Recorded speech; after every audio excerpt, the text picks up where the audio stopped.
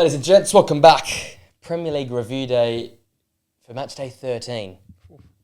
Mental work. Over a third in now. The big clubs won on the weekend. You know, United won, City won, Liverpool won. The shitters lost and drew. Tottenham, Arsenal, Chelsea. Life's all good again. Life's incredible. Water's wet, innit? Yeah. There's another day. These days, it's another day, you know. Honestly, I don't think it was a classic weekend of Prem football. Yeah, I think the Saturday night was good. Yeah.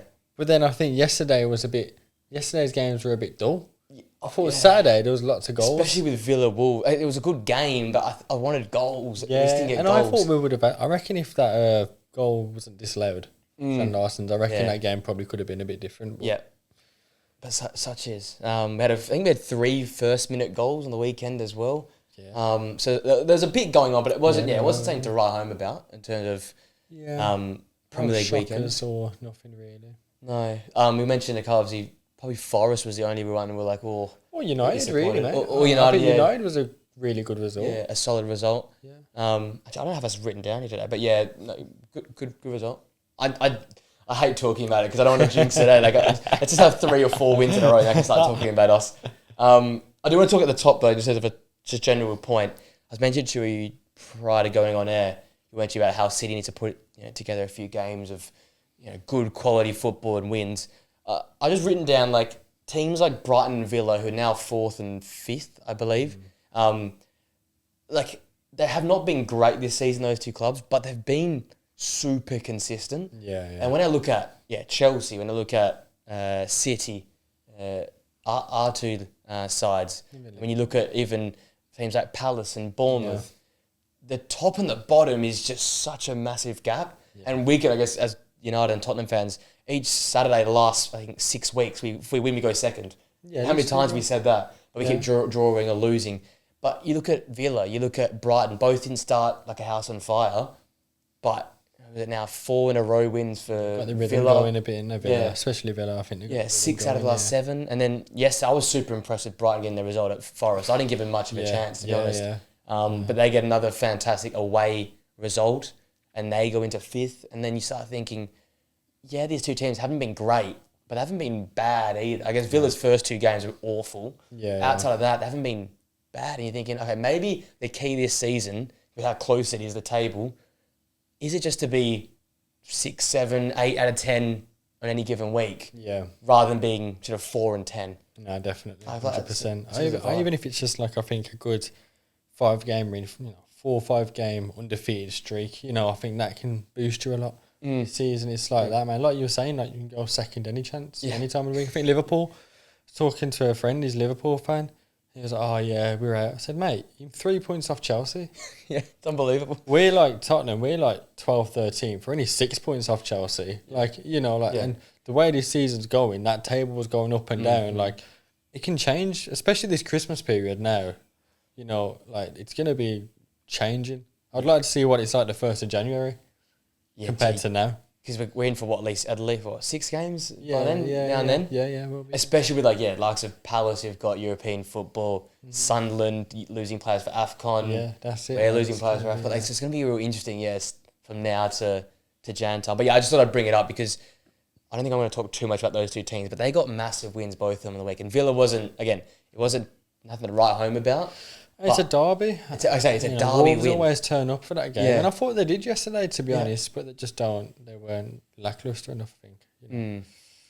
But Brighton and Villa. I think it's something to monitor, especially considering Brighton are European football. Good manager, decent squad now. They're building a squad out, so maybe this year's shout for that sort of 8th spot, definitely. 7th spot in the league. Anything you want to bring up before we get into our winners and losers?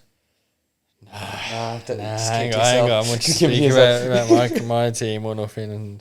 All right, we'll start positive then. Let's go with the winners. I want to start with Florian Wirtz. Personal favourite of mine, along with Xavi Simons. But this is also a positive for Simons to look at and think, okay, maybe this is the blueprint. But I think Arne Slot did what I think everyone's been thinking for a while with Liverpool, which is he spent all this money on Isak and Wirtz. Salah's, he's been good recent weeks, but he's been 5 out of 10 at best this season. The best out of him. Yeah. Like this system with Wirtz and Isak. Just put him aside, and then what happened? Wirtz was unbelievable again. Yeah. Isak wasn't great, but he scored. That's all you need. And you get a result away at West Ham, who have in some good touch. And I think it was a great return of confidence type performance from Florian Wirtz. The flicks were back. He was picking up little pockets, linking the game up well, and he looked like his Leverkusen self. So I think he was a big winner, along with Arne Slot, in terms of they made the big call on the weekend, and they got the reward. It was the Villa, pretty average performance, but 2 goals, an away win at West Ham. Like you said, you're 3 points, 3 points now off second place Chelsea. 100%. All of a sudden, everything looks up again. So, massive winner, I think, Florian Wirtz. He might have just kept his spot for a couple games in a row now, which is big for him. Yourself? Gone with, I'm going to say both. Because I'm going to go with Sunderland. Yeah. But Enzo Lafite too. Yes. I think being 2-0 down against a good Bournemouth team. Yeah, they haven't been in the best form recently, but they're a good team. Being 2-0 down and, winning 3-2. And I think we saw a bit of a different system from them as well, because they normally, he's normally out on the left, but I think they needed that creativity. Slapped him in the 10, goal and assist. It's the Lafite that we saw a lot last season in the Championship. And he's matched his numbers already from last season in the Championship. Really? Yeah. Kind of one of them that's gone under the radar a bit. Yeah. I was going to have him in my FPL, but he should have. Yeah. But now, Sunderland, great win, great comeback. Stadium of Light, it's like one of them places. Like, the St. James's Park, the Selhurst Park, it's going to be hard to win at. Yeah. It's Plymouth United. But it's going to be one of those. Fortress, hard to win there. Grit, determination. You got Xhaka, the experience. Quality players like Lafite, Brian Bobby. I feel like AFCON will hurt them, but good team there. Good team. Yeah, I had him as well as a winner. I just want to know, where are they currently now in the league? They deserved it. I think it was a good performance, good comeback. 6th in the league, equal on points with Brighton. And like we've kept saying, 3 points now back of City in second. Another big scalp as well. Arsenal have gone there, drawn. They've had Bournemouth go there. They've obviously won that one. I'm pretty sure there's one more they've taken this season. But like you said, it's going to be Chelsea away as well, didn't they? Yes, that's it. Yeah, they beat Chelsea at the Bridge. So they've taken some big scalps. Yeah, 100%. And in a game where you can easily fold over and just say, okay, it's not our day-to-day. Exactly. Like the Tyler Adams goal was ridiculous. If you're conceding that on a wet, windy day, you're thinking like, okay, it's just not going to be our go today. Yeah, and I feel like that would be like most, relegation team that comes up there kind of mentality in a way. But I think that's just what's so different about this Sunderland team. They have that fight, and I think they have that. We are good enough. We can produce something. We've got that quality. Yeah. Not that those teams probably don't think that, but they'll just sit back now, try not to concede more. But these, they went for it. Yeah. Big up Sunderland, because they've been a joy to watch as well. They're a good team to watch. They're it's different this week, but it was enjoyable as well. Yeah, they're not the most, obviously, on the ball, front-footed type team. But boy, if they get the ball off a turnover, lights out. Like you're saying, Enzo Lafite or Traore, it's been a good get for them. Talby on the flank, they've got a lot of speed on the flanks. Yeah, definitely. And then like you said, Granit Xhaka, I think it's one of his best games he's had in a Sunderland jersey. Some of the passes out of this world. Yeah, so that was also a second winner for me. Your second winner? Oh, mine went blank. I gone with your team. Oh, Manchester United. Yeah, I think people are not speaking about it enough. I think going to Selhurst Park and, collecting 3 points, 1-0 down when they've got the crowd behind them as well. Like, it's not an easy place to go to, man. And I think in the manner that you did it and the fact that you held on as well. Yeah, we spoke earlier before the podcast about Palace being leggy, playing the same 11 twice every week. And, but you guys deserve the credit, and especially Bruno. Had him for a player of the season, 2 assists, showing the leader that he is, and, and his quality. Even though I'm not his biggest fan, that's more like personality-wise. Yeah. But as a player, you can't, you got to give him his flowers. You know what I mean? And I thought you guys were fantastic, and I thought, defensively you were solid as well. And And yeah, I just thought you had a great game. I think you deserved it. I'll turn around and be like, you deserved it. That second half was fantastic. Because it was a funny game, because De Ligt, poor game, Yoro, poor game, two of our better players this season. And even Casemiro and Bruno as a midfield combination still, to this day, confuses me. Yeah, I didn't get that. Yeah, like, that was the one thing, the midfield. Especially, like, no Cunha right now. Whack Bruno at the 10. You know, Bruno alongside Mbeumo as 10s in behind a Xerxes or even a Mount as a false 9. And you want Cobby in. All of it, yeah. Or just pick the guy from the opposition, get Adam Wharton in that midfield. Mate. I was watching him yesterday and I thought, wow, what a player, man. He's so good, man. Like, he's unreal, you know, bro. And I think whatever team he goes to, he's gonna be like the new Declan Rice. He's gonna be like Declan Rice. He'll be that yesterday, where they're gonna spend 100 million and he'll be like Rice, probably the first player I think we've seen who's worth what he was at his value. Yeah. You know, and I think Wharton will probably be that next guy. And Wharton, like Rice, is the intangible things. It's like the smart foul, or it's the leadership midfielder, or it's setting the side up defensively. But just quickly on Bruno, I think he's surpassed Paul Scholes' assists in 200 less games. Fair play. And the only players that have had more assists than him since he joined the Premier League was Kevin De Bruyne. No way. So, gotta give him his flowers. I think you got to give this guy his flowers. He's played in the worst United team ever. He's stuck there. He's captained the side. He didn't want to leave for Saudi for money the summer previous. He's been playing out of position now. The opportunity I've got to go to Old Trafford and watch the side play, I can see why you just whack him wherever, because he is at left back at times, he's at centre half at times. He's a workhorse. He's a workhorse. He fills in spots. He doesn't miss games of football. He must play injured a lot. The way he cops a fair bit in midfield. And yes, the character and the personality is a little bit different. You can back it though. That's the thing. If he's your player, like he's I'll always back him in. Like 100%. I will take the shit pass that goes road Z, out of play for the crossfield pass, for the one that he just dinks in perfectly in behind, or the smarts to play the short free kick last night. Again, it's 2 assists. It wasn't nothing to write home about, but it's just the impact he has in the park, of course. Right? Who else would have thought of that? Yeah. Noticed that Henderson was faffing about with his line. Saw it. Quick goal. And I think, well, at the end of his time in the Premier League, I think he'll start to get the respect I think he probably rightly deserves. Similar, I guess. That's true. Once he's gone. I think similar like to Kyle Walker, where not to the same level, but like everyone always automatically goes Neville in their their all-time Prem 11s. Once he's finished up here with Burnley, I think everyone should automatically go, oh yeah, Kyle Walker's the all-time Premier League right back. Similar with Bruno, not to obviously that level, but people realise, he is one of the best number 10s, 8s we've had in the Prem. Like you said, like you touched on, the teams that he's played in. And he's always produced every season. Yeah. Like he's had purple patches, but you are going to in that team. You know what I mean? But if there's always a player that stands out, it's always Bruno. Yeah. And like I said, I'm not his biggest fan, but he can be a great player, man, and a joy to watch. Yeah. Always wonder what he'd look like on a good team. It's always a question. Yeah. Because he is a Hollywood player, but can that work in a big... Like, that's always been the question. Yeah, that's it, man, We'll see in the World Cup, I guess. We'll see how he works with Vitinha and Jan Neves in there. All right, my final winner. It might be a theme to come and also of last week. I went Malik Tor from Newcastle. Obviously 2 goals, but it's not just that. It was... talked about it last week, how he shut down Haaland. Haaland only had the 4 shots versus Newcastle. Again, this week... Yes, Everton aren't known for their centre forwards, but at the Hill Dickinson, they're known for some good attacking football. Newcastle, bloody good, I thought, at the back on... shocked. 4-0 up. Yeah. And warranted, especially on the road where they've struggled. Yeah. First win on the road this season. And I think it was led from that back line, Lewis Hall, Malik Tor, and then also Bruno in midfield. Yeah. I think it came from those players. And I think this is him showing the world why he was at Milan. Yeah, a 24-year-old... Didn't quite work out at a club that not many have worked out recently, so let's not hold it against him. But he's come to Newcastle, and what's a pickup as well? Like Sven Botman, he's like the Rolls Royce, always injured.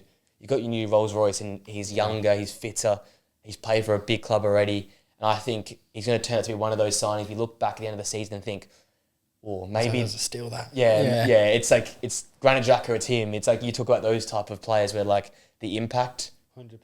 Different. So I had him another winner because he's just showing week on week why he was at Milan last season. I think he's a top quality player.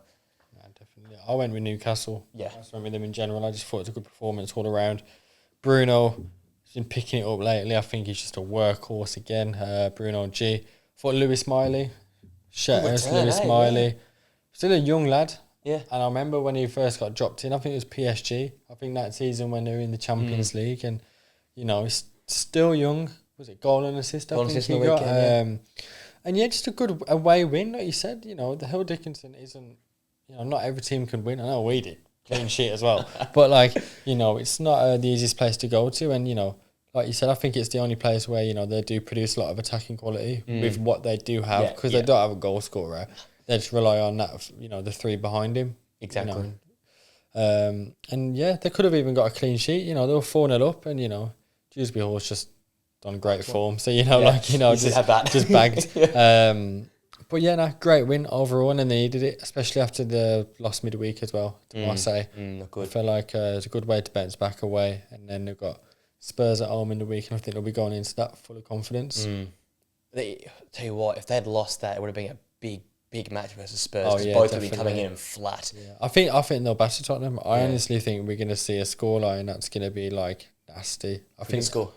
Yeah, after them scoring 4 in the week, I feel like they're on form, and where Harvey Barnes in form, big Nick up top, It's dangerous, isn't he? Jacob Murphy can always pop one, haven't been convinced by Langer yet this season, but, but I think they're going to do some damage to us, It's always when Newcastle went fit.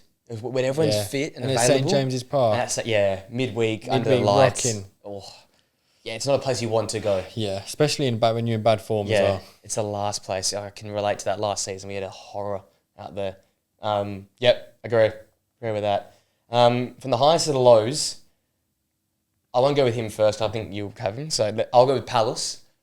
And this is context, obviously, because they had us. I thought they had us in the first sort of 40 there. I really thought once we missed that chance in 35 seconds, Casemiro should have scored. Right. And then we went and just sort of became the United of Amram, which is 60% of the ball, but just do fuck all with it. And it was just a bit flat. And then I think, De Ligt slips over, Yoro gives away the penalty, I think Yoro slipped over again. So they had 3 chances. Mateta should have had a hat-trick first half. That's it, man. Yeah, Mateta just showing again that he's been like it quite a few times this season. I think the last 12 months, you date it back to sort of maybe sort of February this year to now. The clinical edge hasn't quite been there. So many games where he could have bagged a hat-trick, honestly. It's unbelievable. Honestly, he could probably have harder numbers if he could put the ball in the back of the net. Yeah, exactly. So I look at that and I think, and Ollie, obviously on TikTok, watching that video, the clip he had up, and he said, this is very reminiscent of the Everton game. And I said, oh my God, it's the exact same thing. It was off the back of a European midweek game.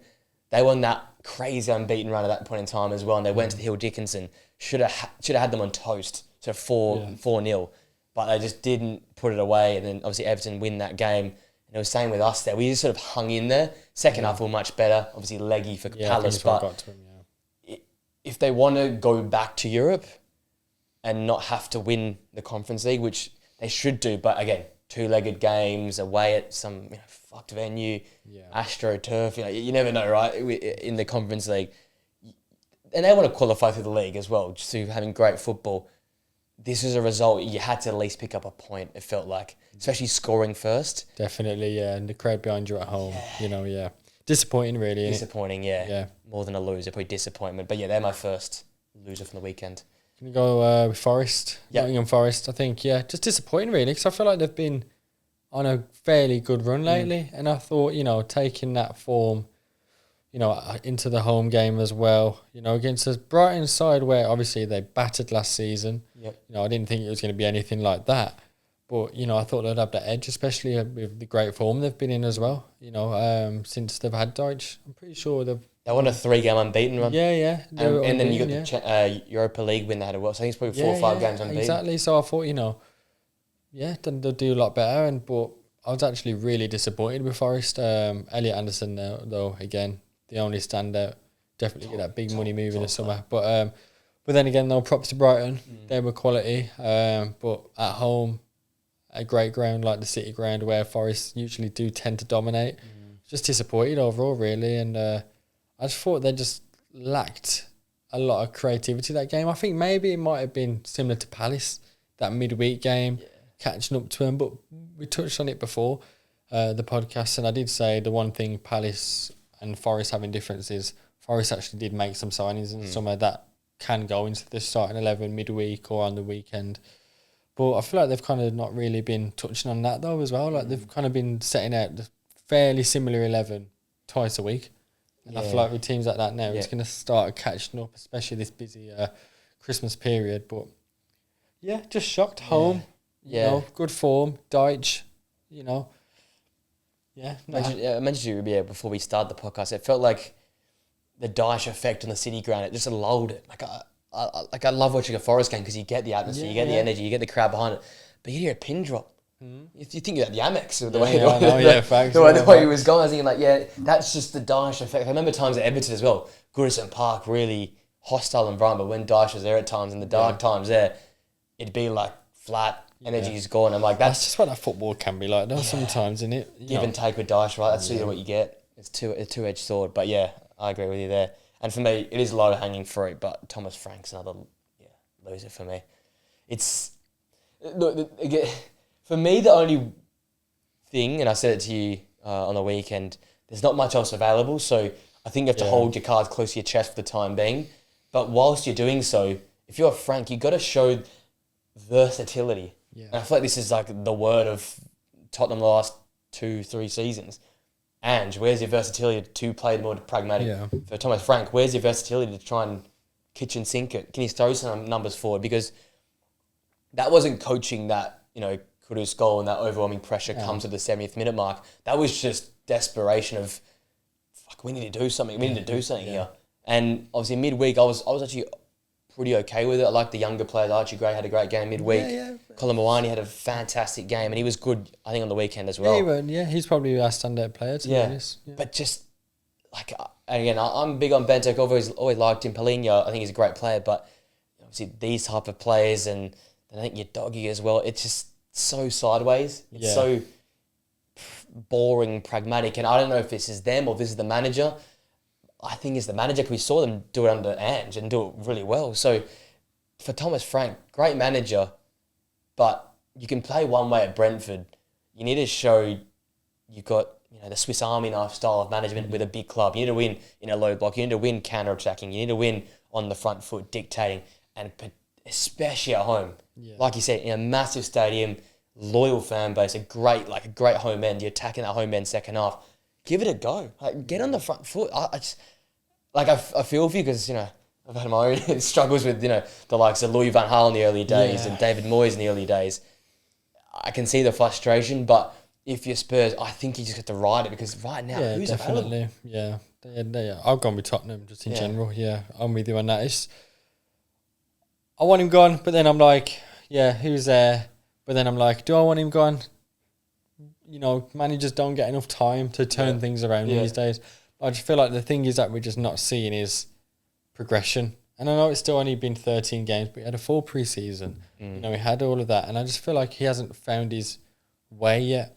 And, is he out of his depth? I'm starting to think, we know how much of a good manager he is, but for this level, is it starting to show? You know what I mean? Because we all thought the same with Nuno, with what he did with Wolves, took them to even European football. Yeah. Comes to a big club. We saw what happened. He was gone within the first 10, I'm pretty sure. Manager of the month. Literally. Yeah. Disappointing. And I think it was when I saw the lineup, I thought, to be honest, Paulinho again. I've spoken about him highly on the pod, but I have always mentioned that in a home game, when you want to be on the front foot, you don't want that player in there. He makes great crunching tackles, all of that. What's that doing now? When you got 70% of the football, it doesn't matter. You made the tackle. What are you doing with the ball now? You know what I mean? It was good to see Archie Gray and Bergvall play. I thought, they were good, energetic in midfield. I'd definitely play them again midweek, but I'd probably put Bentancur or Sarr instead of Paulinho. But then again, away from home, you probably would edge more towards Paulinho. Yeah. But then again, I just want to see something different. I do. For Colin Moani was a bright spark. But yeah, talking about the losers, Vicario, what are you doing, mate? I think you're absolutely clueless there. And what annoys me, I was saying to you, is just the fact that I'm getting mad. It was valid though, because this bit it's here just is... what are you doing? Yeah. you get taught. Even I'm not even a keeper, but I would know as a kid. Even playing, I was a fullback, play left or right back. You under pressure like that, you just hoof it out, man. You just get rid of it. And as a keeper as well, you would definitely just do that. You'd get rid of it. And the thing that annoyed me even more was, after it happened, he started pointing at other people. I thought, bro, I get it to an extent because the defenders, what the fuck are you doing? Like, why are you not getting back on the line? Pedro Porro was not far from the line. I think he was I don't even know, 12 yards away. I don't even know, man. But he wasn't far at all. Get on the line, man. Literally, it was a good 5 seconds before Harry Wilson even struck the ball. Man, it's so frustrating. But, I feel like I've said it before, it's kind of just get the ball, pass it to Pedro Porro, spam cross, spam hoof it up to Kudus. Yeah. Kudus, he needs to be on the front foot, attacking inside. He's not... He can be a touchline winger, but I feel like that's not his best ability. He wants to cut in. With Frank when he's at Brentford, you saw it with Mbuemo, with Shard. You see what these players have come in, they'd cut in. But what's changed? What's so different? Because you've got wingers that can do it. Alderbert's right-footed, he plays on the left. You want him to bring it in. Kudus the other way around. It's literally the same shit every game, bro. I don't know if you've seen it, but literally it's just get the ball to Porro, spam cross when there's no one in the box. Honestly, it's ridiculous. And we saw it again with Tete's goal. When we defended, we decided to try and just get everybody in the box, especially set pieces. And then it always just leaves the 1-2 hanging outside the box. And then there was Tete to just smack it in. Yeah. And it's not the first time we've seen that this season. And I just think his tactics are just so questionable. And it's frustrating because I had such high hopes for Frank. And I want him to stay deep down because I feel like he can fix... I don't know, but then does he have the personality to fix it? I haven't saw a grab the balls, I don't know, man, and twist them type of moment at the minute. I haven't seen that at the minute. I'm seems to just be hiding away from everything, blaming the fans, all of this, where this is starting to get ugly now. Blaming the fans for stuff, it's not going to be good, man. I only stayed up to watch the match to hear the halftime boos. You know what I mean, bro? But nah, it's enough about that, man. It's just not good enough, man. And I think something's got to change, man. Xavi's got to be starting. I don't know what's going on with that. For me, you got to go Bentancur or Sarr deeper, or even Archie Gray. But I want Archie Gray, Bergvall, and Xavi, and then probably another one behind as well. Diamond with Colo. And Xavi can kind of push out left, 10 left, kind of free roam in that area. Same with Kudus, 2 10s in a way. Colo down the middle. Yeah, 100%. You could, I guess against versus Newcastle, I'd go at Diamond and then play Colin Mawani and Kudus as 2 up top, and then, like you said, Xavi can drift left, Kudus can drift into the right hand channel. That at least you combat the combative midfield in Newcastle. Yeah, because that midfield you're going to get battered and bruised. Definitely, You need. I'd probably play Gray though. I like Gray more than Bergvall sometimes. Yeah, I feel like I really love Bergvall, but I think sometimes he can be a bit too cute. In a way, I'll probably say too cute. Trying to takes an extra touch, one too many touches. I know he's a young and that's just something he'll learn the more he plays Premier League football. But with Archie Gray, he's sensible on the ball. He makes the right pass. You know what I mean? But then again, he doesn't shy away from putting the ball forward. You know what I mean? That's what we lack with some of our midfielders. He likes to go forward. Reminds me a bit of nowhere near quality wise yet, but Declan Rice in a way, like that box to box, and that's what I see in Archie Gray. So I'm kind of hoping he gets more minutes. It's good to see him get back to back starts though. I think he definitely deserves to start against Newcastle, but just see if he does. So I reckon he probably goes with the Bentancur Polina pivot. He may will do. Away from home. Yeah. But at Newcastle. Yeah. 4 without a win, Premier League. And I wrote down, fans and manager separation means days are numbered. That's normally how it rolls. The rant was needed. Off the chest now, it's the way you clear your punch on a Monday. Took about half an hour now. That sounds nice. All right, let's get into, I guess, the fun stuff to end this episode off. We did keepers last week. Mine's aged like shite. So we're going to go left back and try and redeem myself here. We'll go 1 for 1. We'll work our way up. Do you want us to get started or want me to start? I'll start. Is that okay? Good, man. You're starting at number 10? We're 10, we're 10 up. I've got Nico Williams. Okay, yeah. I think good. Forest, I think they've started off the season obviously quite bad, but I feel like the last few, apart from the Brighton game, I feel like they've been a lot more better defensively. He's been picking up a few more goals, assists. I think mainly assists. Not sure if it's bad goal, but it's good to kind of see that similar Nico Williams to what we saw last year. I think he's very underrated, especially when they have Olarena on the other side, who's quality as well. But yeah, I think he's been a lot better lately, so I put him 10th. Yeah, I had him, then dropped him because I feel like he's gone under the radar this season. Ryan Sessegnon at That's a shout, yeah. Because I haven't watched much Fulham this season. So I don't know what the goal is with Anthony Robinson. He's pushed him out. He was injured and he ain't been able to get back in the side. Because Sessegnon's, I thought he started really poorly. Because I did watch a few Fulham games early in the season. But he's held his spot the whole season. And I think he was, I obviously got the chance to watch him with the Spurs game. I think he was quite accomplished. Once he's fit.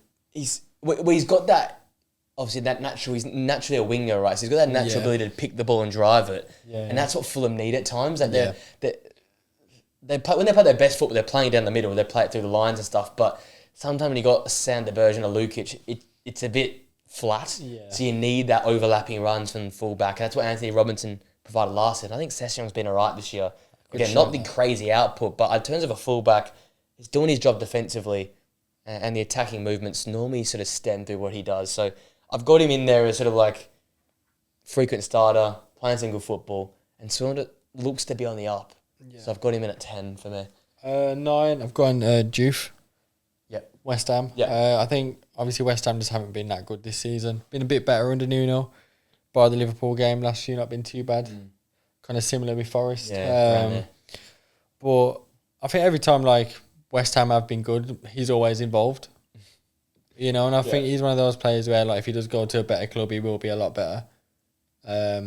Showed very promising signs, very good.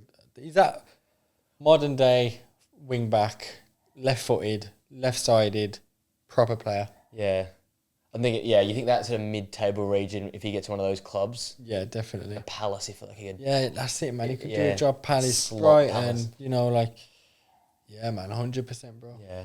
Especially if West Ham, do end up struggling again, clubs will surely have a look at him. He's had a hell of a season, yeah. I know this is a bit of a cop, but I did go with Miles Lewis-Skelly in the end. Probably not for his Premier League form, more just his appearance. He's done a fantastic job yet again. Just been kept out by probably one of the best we've got in the Premier League in Calafiori. Honestly, the injury last season might be his worst enemy because he had that thing on lock and he just can't get back in. He just can't get back in. But understandably so. Yeah, well, the guy above him is doing a great job. But in the Champions League appearances, the substitute appearances, I haven't seen any drop off from what he did last season. So look, if it was last season, he goes towards the top 5. But just because he's not playing, he's only getting minimal minutes, but he's still playing well. I got him in there, squeezed him in there at 9. Bit of a cop-out, but I think he's done a fantastic job when playing. So I got him at 9. I went with 8, a doggy. Agree. Destiny a doggy, I thought he was starting the season injured, but I think the games where he has come in and played well for us, like because we have missed that, we've spent some time having that natural left-footed fullback. But I feel like every time he's come in, he's done a good job. I do like a doggy. And he's still young. And he's built like a unit. And then he's one of those where I do feel like if he was to go to a top side as well, I feel like he could really excel. Even though I feel like he's at a good side, but that extra level, top Italian team. Yeah. Or even like, but before Nico O'Reilly come on the scene, I thought he'd be a good check for City, But yeah, a doggy. Yeah, only 5 starts, so it's hard with him. Yeah, I just feel like every time he has started, like he's been... he's added something to Spurs, right? Definitely, man. Yeah, and just overall, I just really like a doggy. I do. I have him at 8 as well. I have a high ceiling for him. Like you said though, in my mind, I see him as like an AC type player or like one of those squad players who are a really big side, but someone that's always going to deliver for you. I think that's the final thing for him. That delivery is actually probably the word. Delivery into the box, that sort of final touch. He's still got at times that trampoline touch, if you know what I mean, when he gets on the ball. It's like his feet move too fast for his mind, and stuff like that. But that's a good thing that you mature into. You can get into that, right? Yeah, isn't he still like 21? I think. And like I just said, they're 5 starts. It's hard to get going in the Premier League just off 5 starts. Yeah, 100%. And if Spurs get back and playing some better football, especially attacking football, he will flourish. It's just that this pragmatic style just doesn't suit a player like Destiny Doggy for me. 100%. He was an Ange player. Which Yeah. just says a lot about the style of football. So if you can find a happy medium, I think it'll be fantastic. So yeah, 8 for me as well. It's 7. I've gone with Lewis Hall. Okay, It's tough because I feel like he's only had like 6 starts this season. Yeah. And I know Dan Burn's been there. I was going to put Dan Burn there, but I thought just the Newcastle fullbacks, I feel like they've been great defensively. I just felt like that whoever the Newcastle left back is needs to go in. Yeah. Because I feel like they've just gone under the radar, especially at home with how good they've been. I feel like Nick Pope might be one of the top 3 clean sheets they've kept. Yeah, I think, They've done well defensively, especially with how bad they've been away from home. I feel like they've done very good. No, they're a solid team, solid defence, solid midfield. yeah. He's got that attacking side to him as well, Lewis Hall, Only which consider, I think in the next 2-3 years, Chelsea will regret letting go. letting him go. Yeah, 16 conceded. Most of them come away from home. So yeah, it's been It's been home solid. form then. Yeah, we'll go home form. I haven't looked at high. I've rated this season so far. I've got Tyreek Mitchell 7. It's hard with him. It's hard to rate Tyreek Mitchell because you've got the standard on the right hand side, which is the two-way Munoz delivery, backtracking, great tackler. Tyreek Mitchell's a great one-on-one defender. 100%. Reminds you a lot of Wan-Bissaka, like a lot of Aaron Wan-Bissaka in terms of bit of a donkey going forward. Like he's a bit rubbish. Brilliant defender though. Yeah, but he is one of the great defenders, but we are in 2025 and you're playing a 5 back, so I sort of take that away from him. Like, if you're going on just raw left back talent, you're thinking sort of top 5, top 4. But in terms of the package and what he has to do for his team, he is the shortcoming of that side. It feels like they need another two-way, two-sided wing back, and then all of a sudden they've got threat down both channels. So for that reason, he drops down to 7 for me. But I do love him as a player. He's a hell of a talent, Tyreek Mitchell. Yeah, big player. 6 I've gone. I can't tell his first name. Hartman from Burnley. Yes. I feel like every time I've seen him play this season, I feel like it's been great. And I knew I forgot someone. 4 assists. I think it was a Chelsea game. I don't know if I said it to you. I said it to someone sitting next to me. I was like, I feel like it'd be a good backup fullback for us. Like every time I watch him, I'm like, good player, man. Good going forward. Can defend. And I think especially if you can show it in a team like that's always down the lower end of the table as well. He says a lot about you. Didn't know anything about him until this season, but I thought he's been great. Could have even been in the top 5, to be honest, with Burnley being at the lower half. I knew I missed someone. Knew it. There is always. There's always someone you slip over. I thought it was like who I missed. Yeah. No, he's a hell of a player. I went an old steady Eddie at 6. I went Luca Digne. I forgot about him actually. He's just been a theme of Villa. He hasn't been unbelievable. Hasn't had his best season, but he's been consistent. Mr. Consistent. That left-hand side of the defence is quite solid. I think that's probably their strongest side. Matty Cash is a bit of a liability, I think, defensively. He's a wanker. He's a bit, isn't he? But yeah, I think Luca Digne does a great job, especially as he's gotten older, not as that rapid up and down fullback. He does his defensive job much better. He's got a wicked delivery to the box. Villa on this great run. He's been a part of his back four this whole season. I can't really look past him. Like, he's not up there with the big boy. I've got the 5 for me are pretty separate, but he's sort of the best of the rest at 6. So got him at 6. Look at Digne. And there, Ollie Watkins form away from being dangerous. Yeah, they're kicking together. Yeah. 5. I've gone with DJ Ed Spence. DJ Ed. Yes. I would have had him a lot higher, but I just think Tottenham's form in general, and with a doggy coming back, it's kind of pushed him out the team a bit. But I love Jed Spence. I think he's fantastic, man. He's one of the few defenders, I think, in the world really that can do both jobs on both sides. Like, he can defend and he can attack. It's nice to see him play on the right. I think he'll get a start against Newcastle on the right. Yeah, okay, yeah. I think it was PSG or the Arsenal game he started on the right. I know we were terrible defensively both games, but it's nice to see him on his natural side. The only thing that lets him down being on the left is obviously him not being left-footed, but he still does a quality job, man. Especially that inverted fullback as well. He does that role very well. He's quick, get inside, right-footed, play that right-footed pass down to the left winger. Love DJ Ed. Let's see what game it was. It must have been Arsenal, right? I'm trying to think where I think he was right back against Arsenal. Yeah, Arsenal, right wing back versus Arsenal, yeah. Yeah. But sometimes I think he's better left back. I honestly do think he is better, but I think it's probably because he's played there a lot more, like the last 2 years. Adjusted to it, yeah. It's just being right-footed. I think it's the only thing that takes away. Very readable. Yeah, you know where he's going to go. Yeah. My 5 is Lewis Hall. Been a pretty big fan the last few months. I think he's really picked up. Obviously started injured the season. Dan Burn had the spot, and then he's to come in. But him coming in has added a lot to their attacking football, and that's why they just only got that win on the weekend as their first away win, but they've struggled away from home because they've been so like it's been back fives and like 3 centre half back fours a lot this season away from home. So now they've got a proper fullback. Tino Livramento comes back as well, and all of a sudden they're flying again. I think Lewis Hall, like you said, it'll be one that Chelsea. You add that to the list of all the academy, that academy, all like Chelsea Soul Players team where they're all superstars. He might be the next one to add to that. I reckon so. 2-footed, I think he's good on both feet. And look, right back, left back, he's another player who can play both sides as well. But I think with Newcastle sort of finding their feet, it's going to coincide with Lewis Hall kicking into gear. And he's always been good. But the injury, obviously, not being available sort of hurts his case, pushing up. Top 4s then? 4, I'm going with Tyreek Mitchell. Yeah. I just think Palace this season, obviously bar the defeat on the weekend, I think they've been great. Assuming the amount of games they've had, they've been really good. And I think the defence has been solid, consistent, keeping Gahey obviously massive to that. But I just like him. I think he's good, man. I really like Tyreek Mitchell. I think he's good, solid, defensive. Like you said, a bit like Wan-Bissaka in that sense. And, I can do it. He isn't amazing going forward, but he's not shite. He can get a ball in. Yeah. He can let one fly. I feel like he's just not a natural attacking-minded player. Yeah. So wouldn't find himself in the pockets in the positions, making the overlap as much as, Danny Munoz on the right-hand side. But defensively, though, I think he's fantastic, man. I like Tyreek Mitchell. For me, it's between him and O'Reilly and Spence for that England.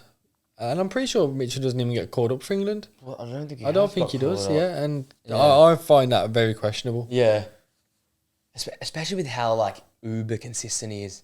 Yeah. He's one of those ones that, again, my theme of the day, but he won't give you a 10, but he gives you 8 to 6 any week. And England don't have a proper natural left-footed sided, I know O'Reilly's coming in, but bar that, who?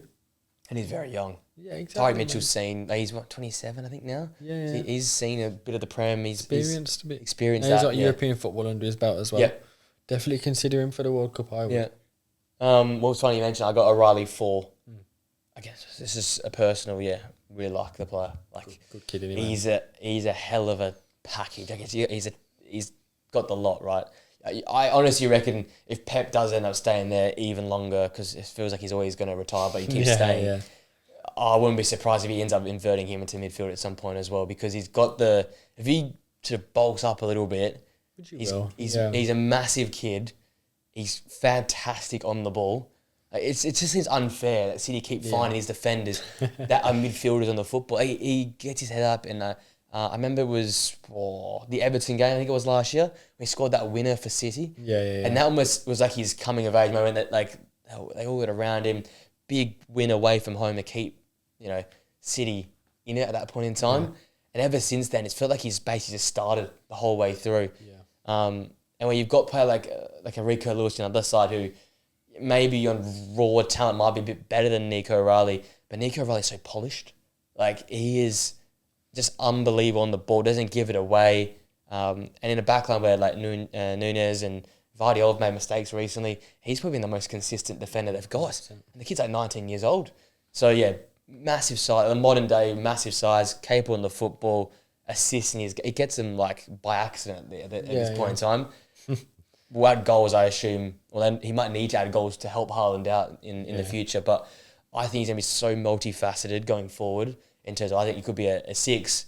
He could even be an 8 if Pep stays there and develops him. But one of the best fullbacks in the world right now. So I'm at 4. I agree with that. Is he 19? I think he's 19. Mental. Yeah. Gone number 3. I've gone with Cucurella. Oh right. Okay. Yeah. I like him. I've never been a massive fan. I never really have. Might be because he's Chelsea, but I've never really been a massive fan. Oh, he's good. Don't get it twisted. He's one of the best left backs in the league, 100%. But like, I think he's very inconsistent, and he is prone to making a mistake. Sure. When he has his game, though, he's probably the best in the world. One of the best in the world, 100%. Can do both. But yeah, I just think he's really inconsistent. That's why I haven't put him like the top 2. But he's one of the more reliable, even though I'm saying he's inconsistent, out of that Chelsea back line. Yeah, with that Chelsea back line. Yeah, when you look at it like that, he's one of the more reliable, you know. You know, when that comes down to just them being unfit, you know, he's always going to play, you know, stuff like that. Not a bad little player. Not much more else to say. Chelsea player. Not bad for a Chelsea lad. I got Jed Spence 3. May have been Combo. I talk to you too much. No, I do. He's good though, man. I do rate him. Again, it's similar to Tyrick Mitchell in terms of, if we're going back 15 years, we'll be saying this is God's gift. Like in terms of like he's just so good one-on-one defending. And again, another one he's a long. Like he's a really unfortunate matchup if you're a winger. Because he's athletic, he's long, he's tall, hard strong. to read. Yeah, he's strong as well. And obviously going forward is like the last step for him. But I think he's much more accomplished than Tyrick Mitchell is. And that's sort of my the 4-place discrepancy. Yeah. He can put balls in the area. He if the ball does fall to him on the edge of the box, he'll give you a goal maybe 2 or 3 times out of 10. Whereas Tyrick Mitchell is probably ending up in the home end. So and his start of the season was fabulous. Right, didn't put a foot wrong. Yeah. And his back end of last year, I think, was solid as well. We can't forget about that as well. So that's why I've got him at 3. The accumulation of form puts him there. If Tottenham had kept kicking on, you could be looking at a 1 or 2. But it's just out of the squad, dropping performances. No, 100%. No, that's why he didn't get my any higher than. Yeah. You know me. I glaze the guy. You know what I mean? You love the guy. I love him, and I think it's mainly down to like the fact his treatment he's had for him, especially like Conte and stuff like that, made me have a soft spot for him. 2, O'Reilly. Yeah, nice. We're going with number 2. Yeah. I just really like him, man. Yeah. He reminds me a bit like of DJ Ed. Yeah. But obviously left-footed. And I feel that's the one thing that Spence misses that could make him like the best in the league. If he's like what he is on the left, on the right, with his right foot, oof.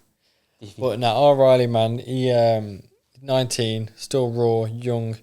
You know, last season he was in and out of the team, but I think this will be his first proper season where I think he's gonna start becoming City's left back. Yeah. And like you said, man, you won't be surprised if he ends up putting him in the midfield because he's got that.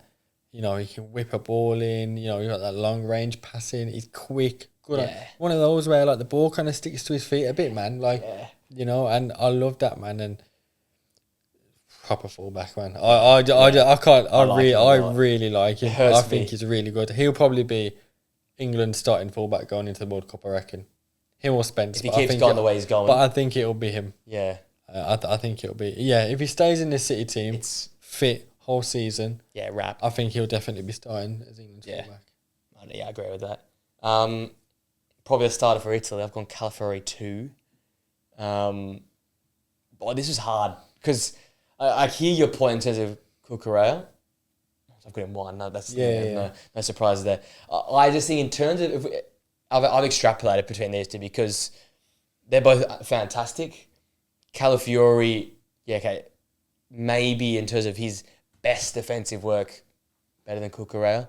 But Cucurella's had some big matchups across the last 18, 24 months, and he's won most of those matchups as well.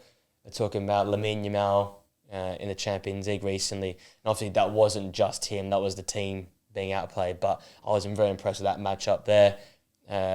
For Spain as well, in that run to the Euros. I keep calling back to the Euros, but that Spanish team, I don't think any one of the 15 core members put a foot wrong. Yeah. And that was respect for me because, honestly, outside of that Cole Palmer goal in that final, they didn't really look phased at all across a month of football. Yeah. So I think like that for me plays a massive, and I guess in Ballon d'Ors and major awards it does for a lot of voters as well. And it's for me, these Spanish players, I always give them a bit of a push up because of that. And I think he's been fantastic since that point in time onwards.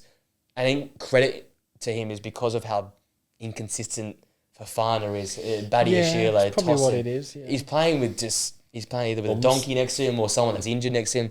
It's hard. And then the right back in Reece James is not a right back anymore. He's a midfielder. So when you're dealing with all of that and you're still looking very solid most weeks, that's a lot of credit in the bank for him. And Calafiori is fabulous.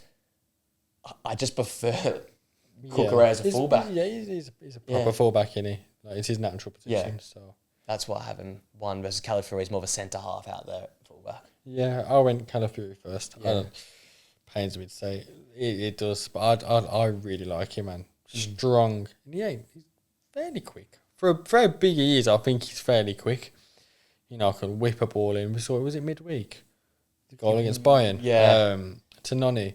I thought, man, what a ball, man. And just, defensively, man, I just think someone who's naturally a centre-half, to be moving like that, especially going forward as well, I think you're like, oh, man, it's some like Greek god type shit, man. Like, it's good, man. Like, yeah, they're not getting too much praise off from me. But, he's my number one. Good player all around. And it's mainly based off this season, obviously. Yeah. That's literally what I've based it off. Yeah. I think he's been like out of this world. Yeah, It's for me, either one. I'm happy to put one because they're both pretty unbelievable. Actually, you know what? The World Cup could decide it. Easily might not make it there. Yeah, if that's right. Yeah. All right, let's finish with the MVP votes. I'll go with my 5-4-31 first because just to preface this, because United played Everton last week on a Monday, didn't get the votes for last week, so I've put Dewsbury Hall as a one voter. Okay. He's got a belter to win the game on Monday night and then a fantastic goal this weekend. And I'm like, I can't not give him a vote for that. So just for single-handedly being in that. And look, Thomas Tuchel's been at both games. Maybe a England call-up for Dewsbury Hall. So I've got him as a one voter. And then for the first time maybe ever, I've gone these two back-to-back. I've got Emi Martinez with 2 votes. Massive game versus Wolves. I did talk a lot of shit about Wolves, but they were pretty, like you said, they're pretty impressive on the weekend. Yeah, they were. They always turn up for that game. Yeah, and that's a big one for them. So 4 saves, 1 goal prevented, kept a clean sheet, keeps Villa turning over, and then 3 votes. I went Rob Sanchez, man. It feels weird putting 2 goalkeepers in the votes, but 3 saves, kept Chelsea in it, and those 3 saves are all like where he got wrong-footed. Yeah, I think Madueke had one, and was it Martinelli? Where they should have gone far corner. He gets wrong-footed, and he still gets down and makes a save. Yeah. And then linked to the Madueke one, he followed up and get clattered by Gyökeres. So he put his body in the line. So he made some massive saves. 1.2 goals prevented that game. Yeah, kept Chelsea in it. And in a big game on a Sunday night, sort of the context pushes the votes up. So I gave him 3 for that. 4, Mactor, back-to-back weeks for him getting votes. 2 goals, 5 clearances, won 6 out of 7 aerial duels. Basically a clean sheet for Newcastle. He's coming into his own. He might become one of my new favourite centre-halves in the league. And that means Philip gets my 5. Ooh. 2 goals, the match winner. If they'd drawn to Leeds, again, this is not the context vote. If they'd drawn to Leeds, would have been sticky. I honestly would have called it wraps because, yes, Chelsea are the nearby, got the point, but City are the real threat to Arsenal. Yeah. If they dropped that at home, stinky defensive display from them, but Phil saves the day. You were saying off air prior to the podcast, they need someone other than Haaland. Who was the answer 2 years ago now? It was Phil Foden. Yeah. That was the player of the year, Phil Foden, which we saw on the weekend. It was 100%. Cutting inside, taking the shot on, demanding the ball for the cut back. Just taking control of the game. He took control of the game. He said, that's what you need I'm going to win us this game of football. No Roger on the pitch. Ryan is having a so-so game. We need someone to stand up. He's becoming one of the more experienced guys on that side, and he just took the game by the scruff of the net and won it for City. Yeah. So for me, that gets much needed as well now. Oh, they desperately needed that one. Yeah, that's good. So my 1 point now, I got Louis Smiley. Yeah, 1 goal. Just I thought it was a great overall performance. I think, like we say, we forget his age. I think he's still 19. Yeah, he was 17 when he brought to the scene. Yeah, he's 19. Brilliant performance, especially the way that Everton front 3 have been this season as well. I think he did a good job against Grealish and Dewsbury Hall. But big up Louis Smiley. My 2-pointer, I've gone with Malik. How do you say his name? Tor. Malik Tor, yeah. Going with Malik Tor as my 2-pointer. It's kind of harsh. Probably could have put him higher. but I really like the 3 above him. Obviously 2 goals, great defensive performance. Maybe I should have put him with a 3. I'm going to keep him at 2-pointer though. But yeah, overall solid performance from Newcastle. 3-pointer, Phil Foden. Yeah. Okay. Right. Yeah, save City. Great individual performance, but I just think like, man, that's what it really had to be. Like he had to score the last minute goal. Yeah. Like, and which is great for him. I don't know it's an individual award, but I do try and look at the bigger picture, and I'm like, you're part of the 11 that made it get to that. Yeah. You know what I mean? In a way. But that's why I put him above Tor, because I thought, at the end of the day, he got the job. Saves the day. Yeah. 4-pointer on Bruno Fernandes. Yeah, man, like what you're saying, I just think proper leader, grab the game by the scruff of the neck, away from home, one of the hardest grounds to go to, and I feel like he was fantastic. Great captain. Like, I really liked that goal, the free kick. I thought it was just so smart. There's like one of a few players would like think of stuff like that. Sorry, Mike. I thought it was fantastic, man. A big fan of Bruno. And then my 5-pointer, I'll go with Luffy. Yeah, Enzo Luffy. He was in my votes at the start. Yeah. And I put him in just the base of the fact that the mentality in that, kind of like the opposite with Man City, the mentality in that team to come 2-0 down from one of the most impressive sides this season in Bournemouth. Yeah, form recently not been so good. And I just thought he took the game by the scruff of the neck, playing out of not his natural position, but he's been on the left every game this season. And he goes into the 10 and shows what he can do in the 10. And I thought it was a fantastic performance, man. And I think he just deserves his flowers. So that's why I'll give him all 5 votes. Yeah, Enzo Lafay getting the big 5. So we got Matt Tor, Foden as the commons. Yep. And this is good. We don't have this often. We got a few differentials. I like that. I didn't think of the keepers. Martinez was one for me that I was thinking about. Martinez probably should have got more votes than me, but I just thought the Sunday night under the lights of the bridge, Sanchez finally showed he can actually do it. So fair play to him. But there you go. That is votes. That is top 10 left backs. That's the weekend wrapped. We got a Spurs rant. We got props to Sunderland. Another classic weekend of Premier League football. But we've got a midweek set of Premier League fixtures coming up. So we go again. We go once again. I don't want to go again. This is the thing. You win on the weekend. You want to go again. You don't win on the weekend. Let's just call it here. Midweek game. So it's Wednesday football or Tuesday? Yeah, we're early over Wednesday here. So Tuesday over Tuesday back up. Yeah, Tuesday over there, Wednesday over here. Yeah, and then we go again the weekend. So it's just football non-stop right now. We've that's how we love it though, man. Proper kicked in Christmas period. This is what we wanted when we were hating international breaks. So we called for it. We finally got it. I wish international break would come. Same us again. There you go. Thank you for jumping on, my man. Another good episode. Sorry, man. Sorry I'm missing last week. Had to go missing after that derby defeat. Had to go heavy one. Couldn't show my face. Didn't have the balls. But he'll be back. Yeah, Spurs get a big win midweek. Maybe he comes back next week. Maybe. If we lose to Newcastle and Brentford, I don't think you'll be seeing me for a while. 2 to 3 months. I hope you guys enjoyed it. Make sure to smash a like on it. Check out the clips. Check out the posts. We're posting these top 10s throughout the week, so you can grill us or you can congratulate us, whatever you want to go at it. Check out prediction video going out tomorrow, and then more reaction to the midweek games coming out later this week. Till next time, guys. See you later.